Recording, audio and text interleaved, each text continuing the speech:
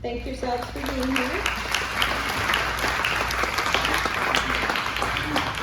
So my name is Sarah Zarling. I am a community organizer, and I've been helping the Beaver Dam Education on Data Center group rally the troops, if you will, to try and engage the community and educate the community on the metadata center project that's been happening here. And we have them sprinkled throughout the room. We have our wonderful panel of speakers here. I appreciate everybody for taking the time out of your day to be here and taking the time to prepare your presentations to educate the crowd. The information that we're going to share with you tonight, friends, is really important. And the goal of being here is we want to make sure that you leave feeling educated and empowered and ready to move forward, because to be quite honest, what we're doing here is a long time coming. It really should have happened like a year ago, or at least,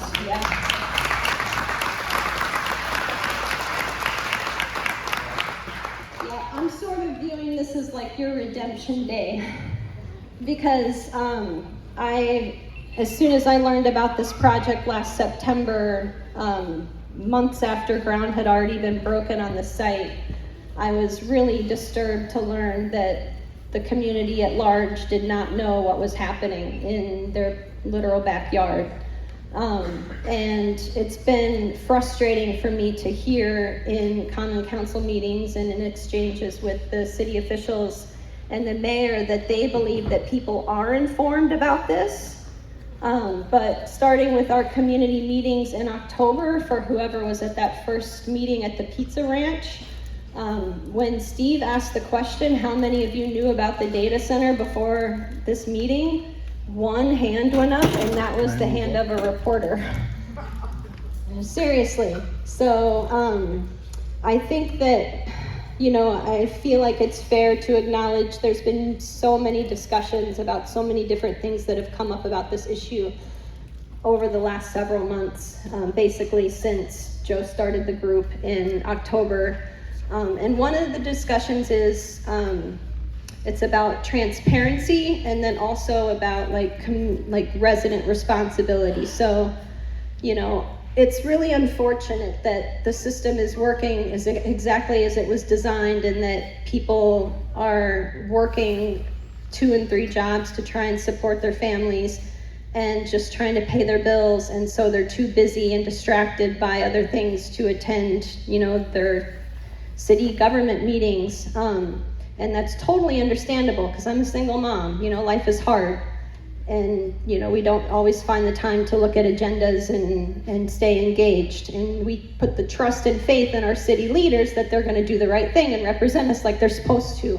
And so when that doesn't happen, then we feel betrayed and we feel upset, and the city leaders turn around and they say, well, you should be engaged. And so we've heard some talks from the city leaders that, you should have been aware, we put out agendas, whatever, about this project.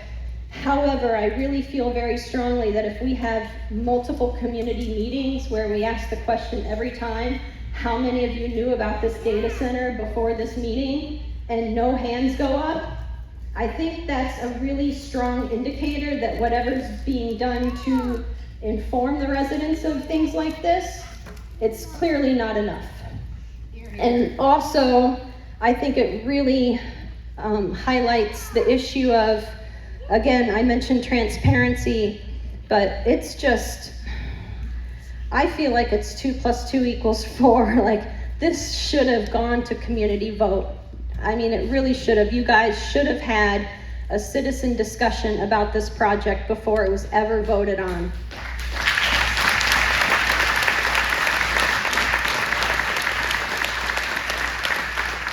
I really do feel to my core that what's happened here is very wrong. I do feel like you were deliberately left in the dark, and we know that you were, because there were NDAs, right? Like, there was deliberate secrecy that happened around the approval of this project. And so I just feel really strongly like, as much as the city leaders want to dismiss or justify what they've done, they have betrayed you. They really, truly have. And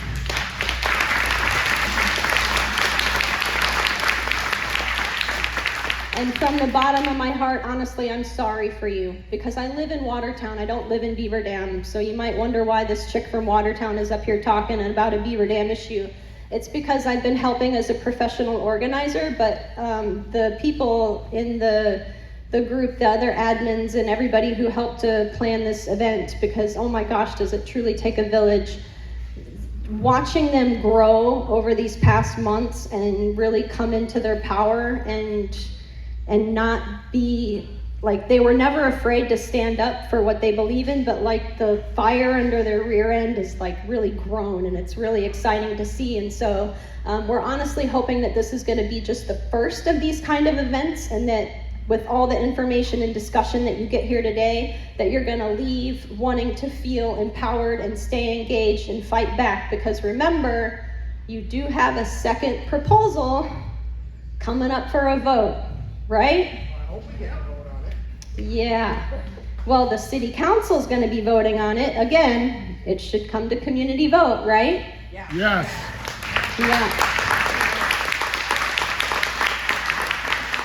So friends, what needs to happen here is a lot of rallying and coming together, and a switch to flip in here to make you want to leave this room not wanting to stop, not wanting to give up, not wanting to let them just get away with this.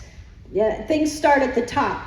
So clearly, if the system is not working, if what's happening isn't working, then we need to change it. So, feeling empowered to start being more involved and using your voice. Like, remember, a lot of people think, I'm one person, my voice doesn't matter, or the ground has been broken, there's nothing I can do. I know that you feel that way, and I'm sorry that you feel that way. But just please remember, friends, that as long as you have a beating heart in your chest and air in your lungs, you have a voice and you should use it, and it matters.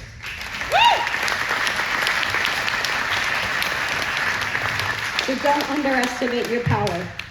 And then I do want to just go ahead and do that fun little visual exercise that we've done at some of our community meetings. So I'm just going to throw a dart and pick a date. So Beaver Dam residents only. How many of you knew about the data center project before December?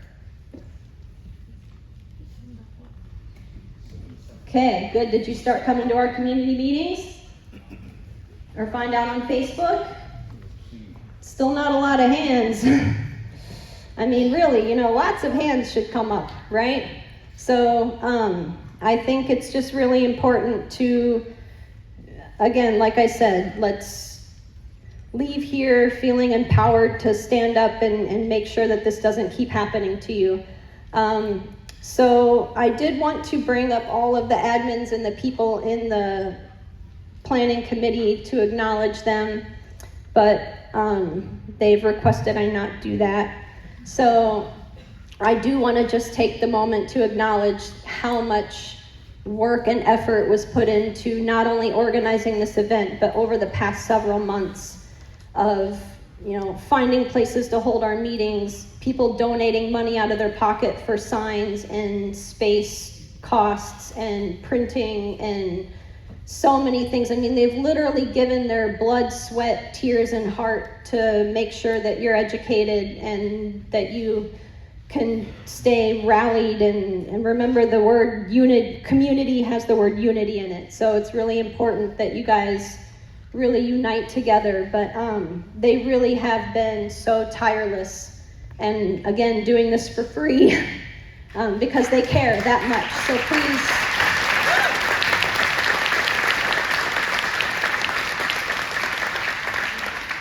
So I do have something really fun, a couple fun things that I want to introduce whenever it's time for the presenters, but I would like to bring up the woman who is most responsible for this event occurring right now.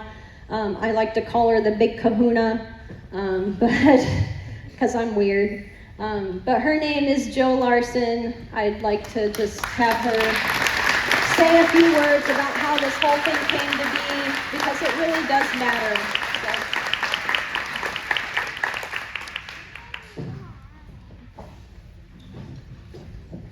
Well, I asked a question. I wanted to know why. That's what I wanted to know. I wanted to know why we weren't informed. I wanted to know why it was in secrecy.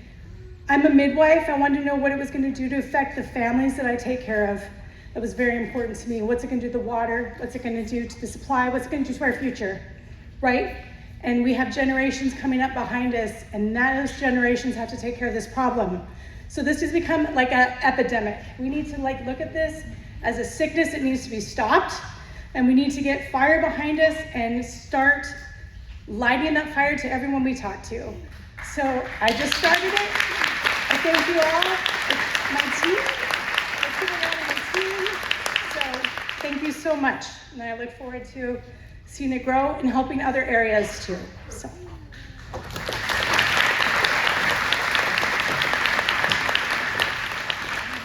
All right, well, there is more I wanted to say, but to be honest with you, my head is just really kind of swimming right now, and the squirrels are running everywhere.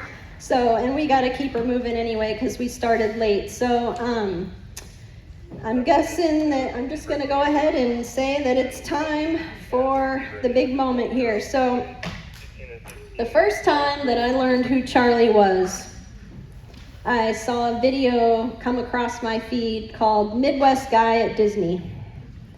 Yeah, Charlie. And I thought it was just the funniest thing, and I watched it repeatedly, and I told everybody I could, oh my God, you gotta see this guy. And of course, a lot of people already knew who he was, so I wasn't very cool apparently then, but better late than never. And I have two favorite lines from that video. One is when he says, slicker than shh, and then he says, it's not a swear if you say slicker than in front of it.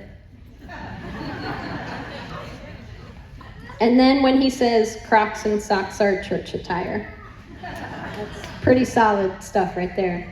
So I gotta say, if someone from the future would have come up to me when I watched that video and said on March 10th, 2026, you're gonna be standing on a stage in Juneau and introducing Charlie to talk about an AI data center in Beaver Dam, I'd be like, yeah, let me just squeeze right past you there, buddy. And I think conversely, if someone would have come to Charlie and said, hey, I'm from the future, and on March 10th, 2026, you're going to be going up on stage talking about an AI data center in Beaver Dam being introduced by some chick you've been talking to from Watertown, he'd be like, yeah, keep her moving, buddy. But here we are. So without further ado, it is truly my honor to introduce our Wisconsin treasure, Charlie Behrens.